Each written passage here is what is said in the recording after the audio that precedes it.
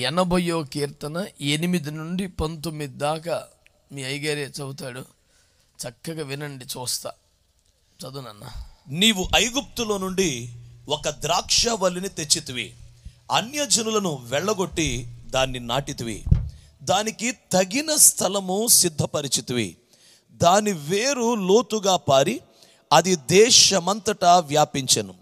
దాని నీడ కొండలను కప్పెను. దాని తీగలు దేవుని దేవదారు వృక్షములను ఆవరించెను. దాని తీగలు సముద్రము వరకు వ్యాపించెను. యూఫ్రటీసు నది వరకు దాని రెమ్మలు వ్యాపించెను. త్రోవను నడుచు వారందరూ దాన్ని తెంచివేయునట్లు దాని చుట్టూ ఉన్న కంచెలను నీవేలపాడు చేసితివి. అడవి పంది దాన్ని పెకిలించుచున్నది, పొలములోని పశువులు దాన్ని తినివేయుచున్నవి. సైన్యములకు అధిపతియగు దేవా, ఆకాశములో నుండి మరలా చూడుము, ఈ ద్రాక్షవల్లిని దృష్టించుము. నీ కుడి చెయ్యి నాటిన మొక్కను కాయుము, నీ కొరకు నీవు ఏర్పరచుకుని నా కొమ్మను కాయుము. అది అగ్ని చేత కాల్చబడి ఉన్నది, నరకబడి ఉన్నది. నీ కోప దృష్టి వలన జనులు నశించుచున్నారు.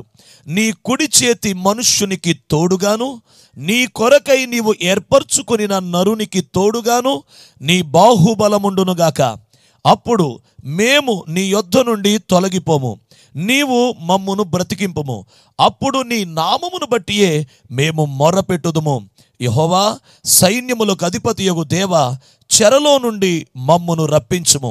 మేము రక్షణ నొందునట్లు నీ ముఖకాంతి ప్రకాశింపచేయుము. దేవుడి వాక్యముల ద్వారా మనందరినీ మరి విశేషముగా షాలోమ్ గ్రేస్ పవర్ మినిస్ట్రీస్ని, దైవజనులు పీటర్ గారిని, వారి సహదాసులను ఆశీర్వదించునుగాక. బిడ్డలారా, ఈ కీర్తనలో 8వ వచనం నుండే మనం చదివాము. ఈ 8 నుండి 19 వరకు ఉన్న వచనాలు 4 విభాగాలుగా చేశాను. 8 నుండి 11 వరకు మొదటి భాగం, 12, 13 వచనాలు రెండవ భాగం, 14 నుంచి 17 మూడవ భాగం, 18, 19 నాలుగవ భాగం. ఈ 8 నుండి 19 వచనాల మధ్య ఈ 4 విభాగాలు ఉన్నాయి. సింపుల్గా మీకు చెప్తాను, దయతో గమనించండి. దేవుడు ఐగుప్తులోంచి ఒక ద్రాక్షవల్లిని తెచ్చాడంట. దేవునికి స్తోత్రం. అది ద్రాక్షవల్లే, అది ద్రాక్షవల్లే, అది ద్రాక్షవల్లే. కానీ దేవుని పొలంలోంది కాదు, దేవుని తోటలోంది కాదు, దేవుడు కోరుకున్న నేలలోనిది కాదు, దేవుని మహిమ పరచని, దేవునికి సంతోషం కలిగించని, దేవునికి కోపం రప్పించిన ప్రాంతంలోనిది.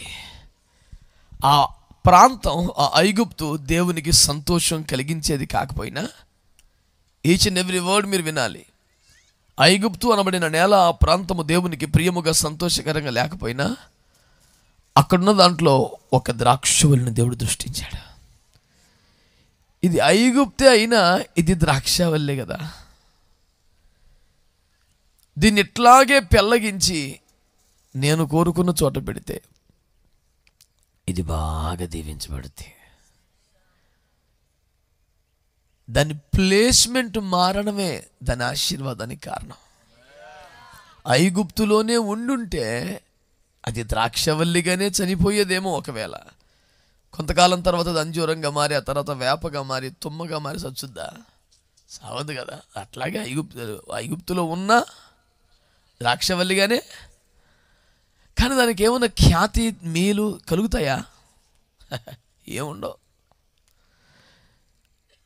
అది దేవుని హస్తాల్లోనికి వచ్చి అక్కడి నుంచి పెళ్ళగింపబడి మంచి ఇజ్రాయేలు దేశంలోకి తీసుకొచ్చి పెడితే కుదురుకుంది, వేళ్ళూనుకుంది, మెల్లిగా చిగుర్లిచ్చి ఎదగటం మొదలుపెట్టింది.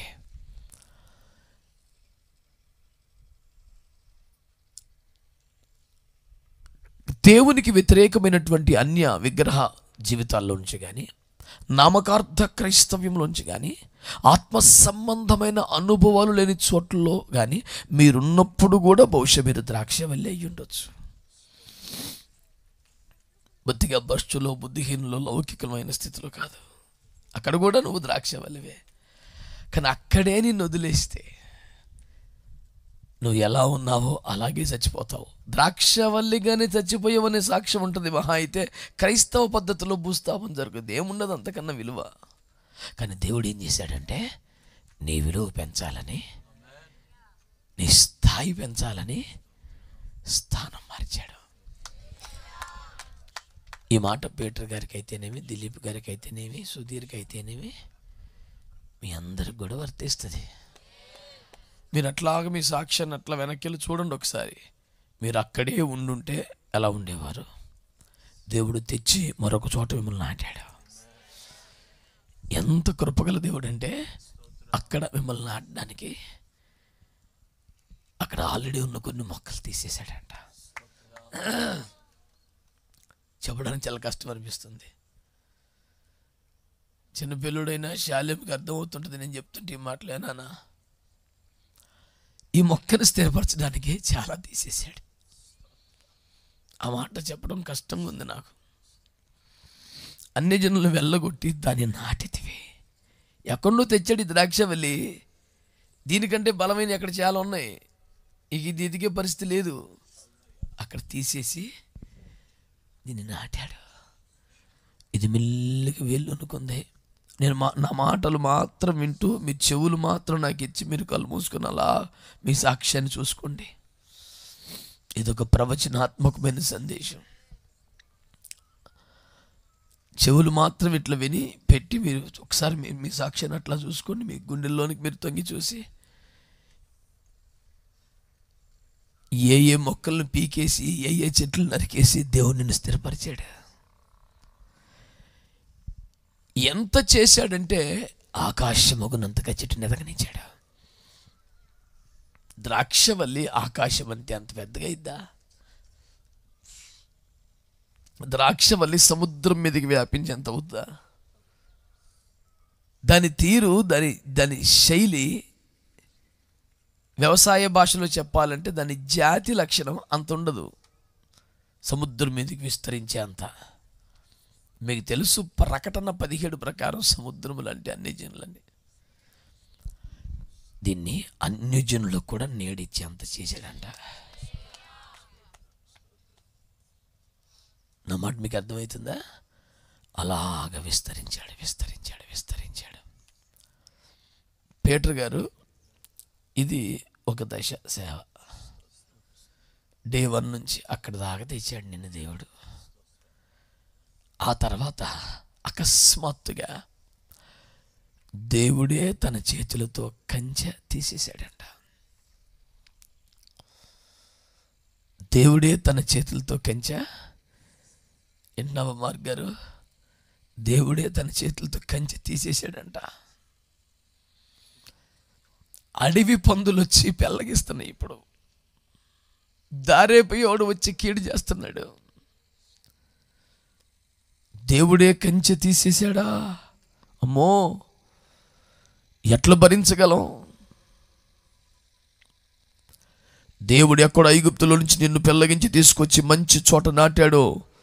నువ్వు స్థిరపడినట్లుగా అక్కడ కొంత ఖాళీ చేసి నీకు స్థలం, గ్రౌండ్ ప్రిపేర్ చేశాడు నీకోసం. ఎదుగుటకు కావలసినవన్నీ ఆయన ఊపిరులూదాడు.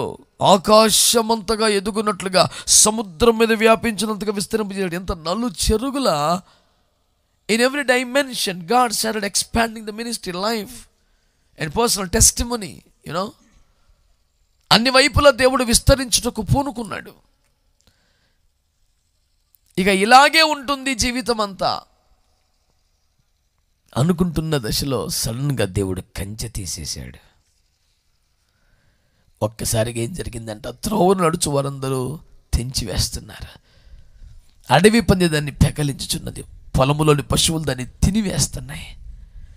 త్రోవను నడిచేవారు, పొలములోని పశువులు, అడవి పందులు. ముప్పేట దాడి అనండి. ఒక్క ద్రాక్ష వల్ల మీద జరిగింది. ఒక వ్యక్తి మీద ఎంతమంది దాడి చేస్తారు? ఒక సంఘం మీద ఎంతమంది దాడి చేస్తారు? ఒక్క పరిచయం మీద ఎంతమంది దాడి చేస్తారు? బాబో, ఇటు అటవీ పందులు వచ్చేస్తున్నాయి, ఇటు పశువులు వచ్చేస్తున్నాయి, ఇటు త్రోవను పోయేవాడు కూడా వచ్చేస్తున్నాడు. పశువుల స్వభావం పెళ్ళగించేది కాదు, కానీ ఎందుకు అవి అట్లా ప్రవర్తిస్తున్నాయి, తినేస్తున్నాయి. అడవి పందులు ఎట్లా చొరబడ్డాయి, ఎక్కడో చూసినాయి. దారైపోయాడికి ఏమి సంబంధం, ఆడుకోవడం హక్కుదారులాగా కాయలు కోసేస్తున్నాడు అందరూ.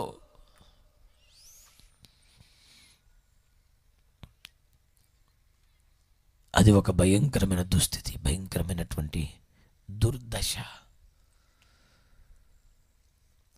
ఆ సమయంలో వారి పక్షంగా ఒక తీవ్రమైన ఉన్నతమైన ప్రార్థన స్టార్ట్ అయింది. అయ్యా, నువ్వు కంచె తీసేసేవేంటయ్యా? అడుగు పందులు వచ్చేసి పెళ్ళగించేస్తున్నాయి, పశువులు తినేస్తున్నాయి, దారైపోయే వారందరూ కూడా రకరకాలుగా చేస్తున్నారు అని వారి తరపున ఒక ప్రార్థన ఏమని స్టార్ట్ అయిందంటే, సైన్యములకు అధిపతికు దేవా, ఆకాశములను మరల చూడుము, ఈ ద్రాక్షావల్లిని, నీ కుడి చెయ్యి నాటిన మొక్కను, నీ కొరకును ఏర్పరచుకున్న కొమ్మను. ఆ కొమ్మ అన్న చోట ఏం రాశాడు నాన్న?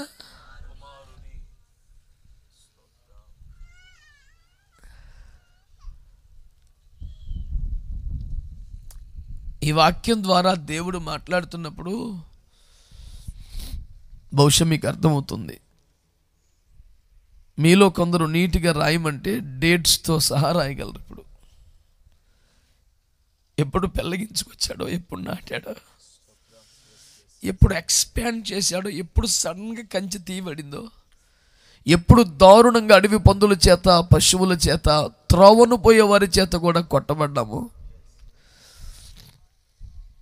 నిజమే, ఇలా జరిగింది, ఇలా జరిగిందని నీ జీవితపు అనుభవం అంతా రాయగలవు తేటగా. అప్పుడు ఆ మొక్క కోసం, ఆ ద్రాక్షవల్లి కోసం నేను కొన్ని మాటలు చెప్పనివ్వండి, నన్ను చూస్తూ వినండి. అది ఐగుప్తులో ఉన్నప్పుడు కూడా, ఇక్కడ నాటబడినప్పుడు, ఆకాశమగునంతగా ఎదిగినప్పుడు, సముద్రం మీద వ్యాపించినప్పుడు, కంచె తీసివేయబడ్డప్పుడు,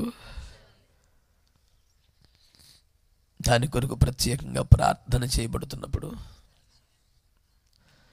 నేను ఒక్కటే మీకు మనవి చేస్తున్నా, నీ స్వభావాన్ని, నీ లక్షణాన్ని కోల్పోకు. దీన దశలో, ఉన్నత దశలో, ఐగుప్తులో, ఇక్కడ నీ సహజమైన ద్రాక్ష గుణమును పోగొట్టుకోకు.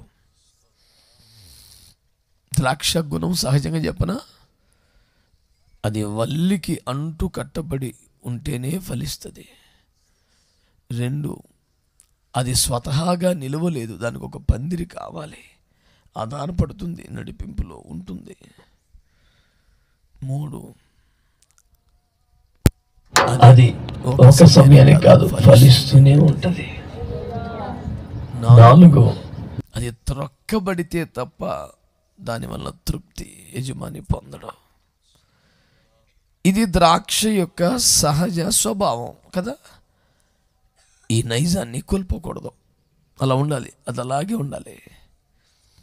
అప్పుడు 1వ దశ, 2వ దశ అయిపోయి పందులు, పశువులు పెళ్ళగిస్తున్నప్పుడు వారి కోసం ఒక ప్రత్యేకమైన ప్రార్థన స్టార్ట్ అయింది.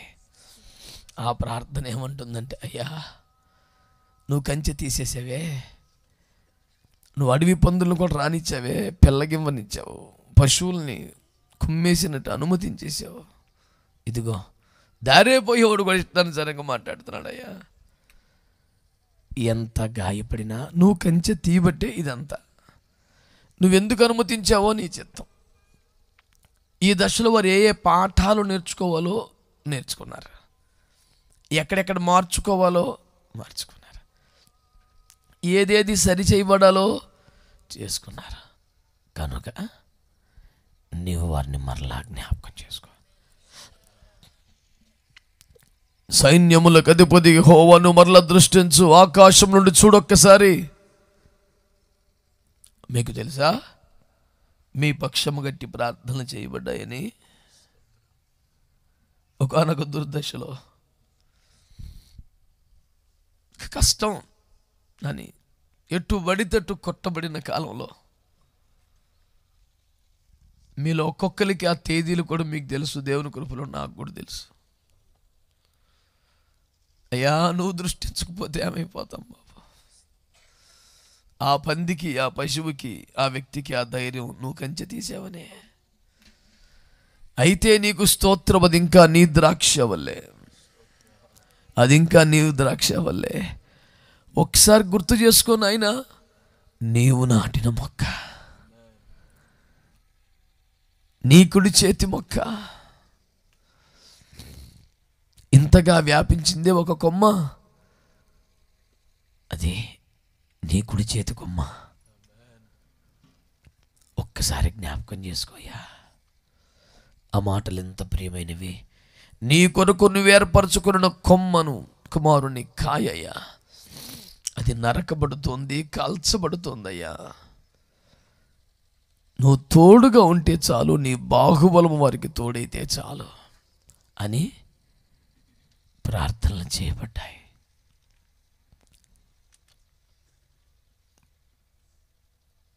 ఇప్పుడు మీరు ఆ 3వ దశలో నుండి బయటికి 4 దగ్గరికి వస్తున్నారు. అప్పుడు మేము నీ యొద్ద నుండి తొలగిపోము. ఇందాక కుమారుడి యొక్క సాక్ష్యం విన్నారుగా దిలీప్. ఇంక నేను వెళ్ళిపోతాను, నా వల్ల కాదు, నేను తట్టుకోలేను, ఇంక నా వల్ల కాదు. ఆ దశ దిలీప్కేనా, సేవకులందరికి కూడా వస్తుంది. నాకు కూడా వచ్చింది.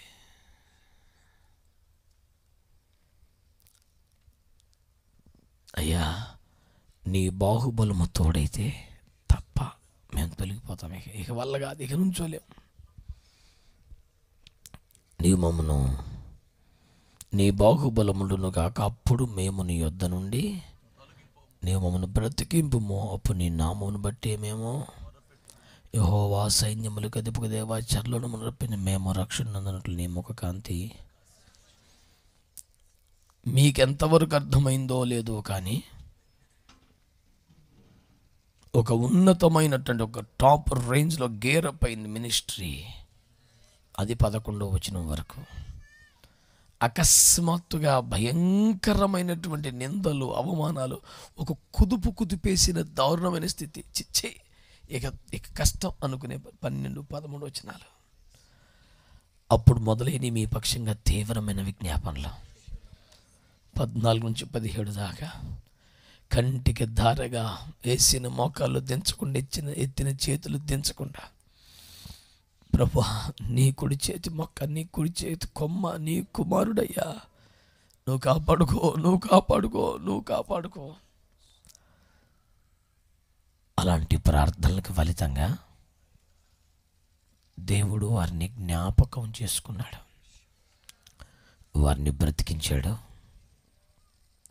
దాని ఫలితమే అనుగ్రహించబడిన ఈ స్థలం. దేవుని స్తుతిస్తా చప్పట్లు కొట్టాలి.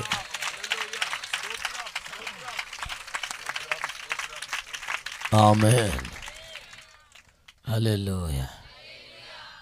దైవజనుడిగా ప్రభువైన యేసుక్రీస్తు నామములో నేను మీకు తెలియజేయనదేమనగా, మీరు తృణీకరించబడి, శ్రమపరచబడి, అవమానపరచబడి, అడవి పెందుల చేత పెళ్ళగింపబడి, పశువుల చేత తినివేయబడి, దారైపోయే వాళ్ళ చేత అవమానపరచబడిన దశ దాటింది. మీ కొరకు చేయబడిన ప్రార్థనల ఫలితంగా, అది మీ తండ్రులు కానీ మీ బిడ్డలు కానీ మీ పక్షంగా ఎత్తిన చేతులు కార్చిన కన్నీటి ఫలితంగా ఆ దశను దాటి దేవుడు మిమ్మల్ని జ్ఞాపకం చేసుకున్న కాలం ఇది. మీకు తోడుగా తన బాహుబలమునిచ్చిన కారణం. బాహుబలం కాకపోతే 56 లక్షలు అన్నాడు. ఎక్కడ దాచావు నాన్న? ఇంకో 10 ఏళ్ళు స్పీకర్గా తిరిగి తెద్దువా? ఆయన బాహుబలము ఇక మీకు మిగిలి ఉన్నది. ఆయన ముఖ కాంతి మీ మీద ప్రసరించగా ఆయన సన్నిధిలో బ్రతకటం, అది మీ భవిష్యత్తు. ఈ నడిపింపులో మీరుండి, అయ్యా నీ బాహుబలమే, మా కొరకు ఎత్తబడిన చేతులే, మా కొరకు విత్తబడిన కన్నీరే, మా కొరకు కార్చబడినటువంటి రోదనే నీ బాహుబలము ద్వారా ఈ కార్యం కలిగించింది. నీవు బ్రతికిస్తేనే నీకు మొర్ర పెట్టుటకు మేము బ్రతికి, ఆ మాట పట్టుకోండి. నీవు మమ్మల్ని బ్రతికింపము, అప్పుడు నీకు మేము మొర్ర పెడితే బ్రతికించు కాదు, బ్రతికించము అప్పుడు మేము నీకు. అంటే ఇక్కడ మిమ్మల్ని బ్రతికించాడుగా, ఇప్పుడు ఇక ఏం చేయాలి? ఇక్కడ మీరు విజ్ఞాపన పరిచయ కొరకే దేవుడు ఇస్తున్నాడు దీన్ని. ఇంటర్సెషన్ మిషన్, ప్రేయర్ టవర్ ఉండాలి, ఎప్పుడు జరగాలి 24 గంటలు. బిడ్డలారా, మీలో అనేక మందికి ప్రేయర్ టవర్లో గంటల కొద్దీ పనులు చేసే అవకాశాలు రాబోతున్నాయి. ప్రభు ఇచ్చిన దర్శనం మేరకు ఆ సిస్టమ్ అంతా కూడా వివరంగా రాసి ఇస్తాను తమ్ముడికి నేను. దానికి ఒక రోస్టర్ ఉంటుంది, సిస్టమ్ ఉంటుంది, ఆ ప్రకారం జరగాలి. దేంట్లో బ్రతకాలి మీరు? డబ్బులోనా? ఆయన ముఖ కాంతి మీ మీద ప్రసరించగా మీకు రక్షణ కలుగుద్ది. అంటే అపాయము కీడు కాకుండా. దాని అర్థం ఇక రాబోతున్న జీవితంలో శ్రమ, నింద, దూషణ ఇలాంటివి ఉండవు అనే కాదు. సహజంగానే చదువుకునే దశలో పరీక్షలు ఉంటాయి. పరీక్షలలో పాస్ అయితే కాంపిటేటివ్ ఎగ్జామ్స్లో కొట్టుకొస్తే ఉద్యోగం వస్తుంది. ఉద్యోగంలో కూడా చిన్న చిన్న పరీక్షలు ఉంటాయి, కానీ ఈ పరీక్షలు కాదవి. ప్రతి పరీక్ష పదోన్నతి కోసమే, ఇంక్రిమెంట్ల కోసమే. కాబట్టి జీవితంలో భయంకరంగా ఆరడిపడిన, దారుణమైన, అడవి పందుల చేత పెళ్ళగింపబడిన ఆ శ్రమకాలము దాటి ఆమేన్ దేవుని రాజ్యం కొరకు, దేవుని నామం కొరకు మాత్రమే ప్రయాసపడే, శ్రమపడే పరిస్థితులు మాత్రమే మిగిలి ఉంటాయి. ప్రతి శ్రమ మహిమకు కారణమవుతుంది. ప్రతి శ్రమ ఖచ్చితంగా ఘనత కారణమవుతుంది. అవమానము కొట్టివేయబడుతుంది. నేను అంటున్నది శ్రమ కాదు. మనము పరిపూర్ణమవుటకు శ్రమలు మనకు అవసరమవుతాయి. అవమానము కొట్టివేసిన దశ. అందుచేత మీరు నాటబడ్డ దినమును బట్టి, విస్తరిలినటువంటి తీరును బట్టి స్తుతించండి. కంచె తీసి వేయబడ్డ కాలాన్ని బట్టి దేవుని సన్నిధిలో అప్పగించుకోండి. మీ కొరకు ఎత్తబడిన చేతులు, విత్తబడిన కన్నీరును జ్ఞాపకం చేసుకుని, దేవుని బాహుబలము మీకు తోడయిందని, దానివల్లనే ఇదంతా సాధ్యమైందని ఒప్పుకుంటూ, అయ్యా నీవు మాకు తోడుగా ఉండు నాయన, మా మీద నీ సన్నిధి కాంతిని, ముఖ కాంతిని ప్రసరింపచేయి, ఆ వెలుగులోనే ఇక బ్రతుకుతాము అనే తీర్మానంతో అప్పగించుకోండి. ఈ వాక్యము మీ పరిచర్యలకు ఏకీభవిస్తున్న వారికి ఇది సరిగ్గా నాదే, నా కొరకే అనే ప్రత్యక్షతతో అప్పగించుకున్న వారందరికీ 100% నెరవేరి దీవెనగా ఉండునుగాక. ఒక చిన్న ప్రార్థన చేద్దామా?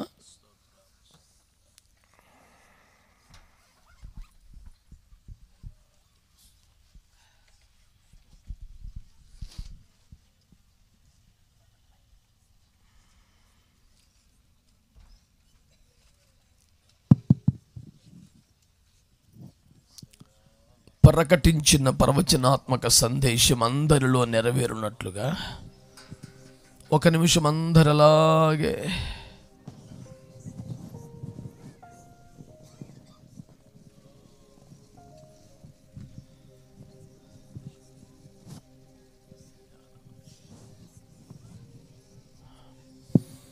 రెండే 2 నిమిషాలు ప్రార్థన చేద్దాం. అందరం కలిసి స్వరమెత్తి, దేవుడు నీతో మాట్లాడితే ఏం మాట్లాడాడో ఆ మాటను పట్టుకొని 1 నిమిషం ప్రార్థన చేయి.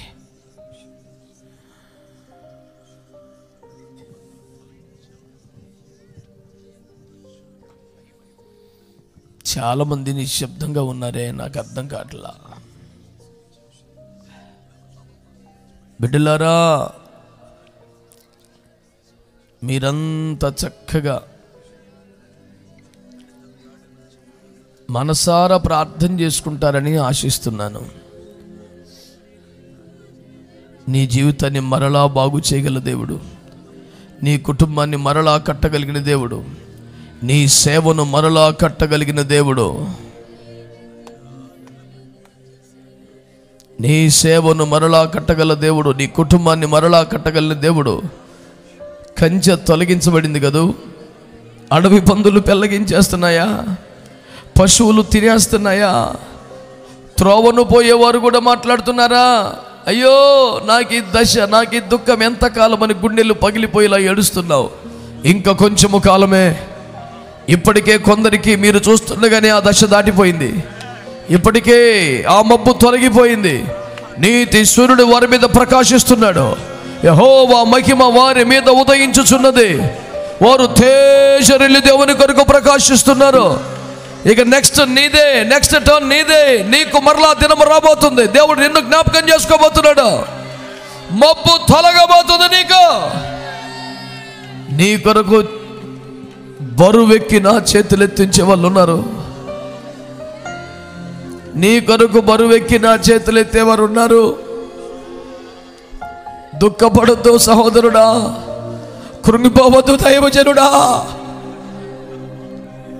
నీ కొరకు ఎత్తే చేతులు, విత్తే కన్నీరు ఇంకా ఉంది నాన్న. నీవు చూస్తున్నావే ఈ ద్రాక్షవల్లిని. హల్లెలూయా. దేవుడు కార్యం చేయబోతున్నాడు నాన్న.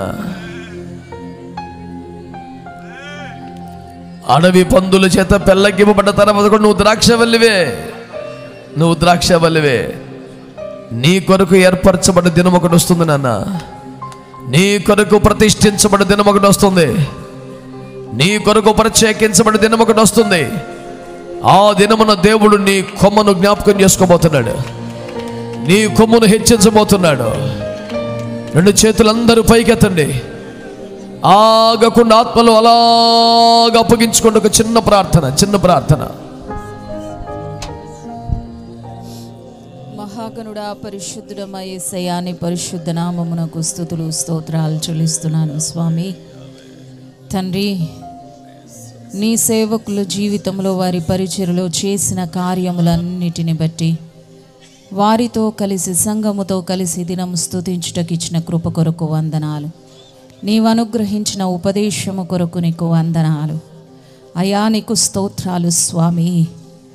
తండ్రి, భయంకరమైన పరిస్థితుల్లో నుండి, చీకటిలో నుండి అయ్యా నాయన, బానిస బ్రతుకుల నుండి, ఎనగారిన స్థితి నుండి స్వామి నీకు స్తోత్రాలు. ద్రాక్షావల్లిగా ఉన్న మమ్మలను నీవు తెచ్చి స్వామి నీకు స్తోత్రాలు. శ్రేష్టమైన చోట నాటిన దేవా నీకు వందనాలు, స్తోత్రాలు. నీ ప్రేమ కొరకు నీకు వందనాలయ్యా. నీ కృప కొరకు నీకు వందనాలు. ఇక్కడున్న మా అందరి ఎడల నీవు చూపిన శ్రద్ధకై నీకు వందనాలు, స్తోత్రాలు చెల్లిస్తున్నాను తండ్రి. ఐగుప్తులో ఉన్నను, అది నాయన నీకు స్తోత్రాలు. శ్రేష్టమైన దేశములో స్వామి చోట నాటబడినను అయ్యా నాయన, దాని కొమ్మలు స్వామి విస్తరించినను, దేశమంతటా వ్యాపించినను, సముద్రము వరకు అది వ్యాపించి ఉన్నను, అనేక అన్యజనులకు నీడగా మారినను స్వామి నీకు స్తోత్రాలు తండ్రి. అది ద్రాక్షవల్లిగానే ఉండింది, అలాగుననే బ్రతికే కృప మాకందరికి నీవిచ్చినందుకు వందనాలయ్యా. ఆ స్వభావమును కోల్పోక తండ్రి నీకు స్తోత్రాలు నాయన. నీ చేతిలో నాయన నీకు వందనాలు. నీవు నాటిన ద్రాక్షవల్లిగానే బ్రతికే కృపనిచ్చినందుకు స్తోత్రం తండ్రి. నీకు వందనాలు స్వామి. అలాగునే నీవే ఆ కంచెను తీసివేయగా, అడవి పందులు పెకలించి వేసి, పశువులు తినివేసి తండ్రి, దుస్థితి, దుఃఖకర పరిస్థితి, తరుమబడిన, తృణీకరించబడిన పరిస్థితి, దారిన పోవు వారి చేత అసహించుకొనబడే పరిస్థితి, ఇలాంటి పరిస్థితుల్లో కూడా స్వభావమునే మాత్రము కోల్పోక ద్రాక్షవల్లిగానే బ్రతికే కృపనిచ్చిన దేవా నీకు వందనాలయ్యా.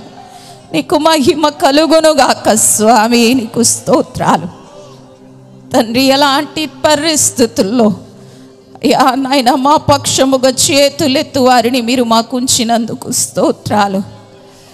అయ్యా చేతులు బరువెక్కినను స్వామి మా కొరకు కన్నీరు కార్చు వారిని దేవా నీవు నాటిన ఈ ద్రాక్షావళిని మరలా చూడుము అంటూ మొరపెట్టు వారిని మా పక్షముగా అంగలార్చు వారిని మీరు మాకు నాయన అనుగ్రహించినందుకు స్తోత్రం చెల్లిస్తూ ఉన్నాను తండ్రి. నీకు మహిమ కలుగును గాక.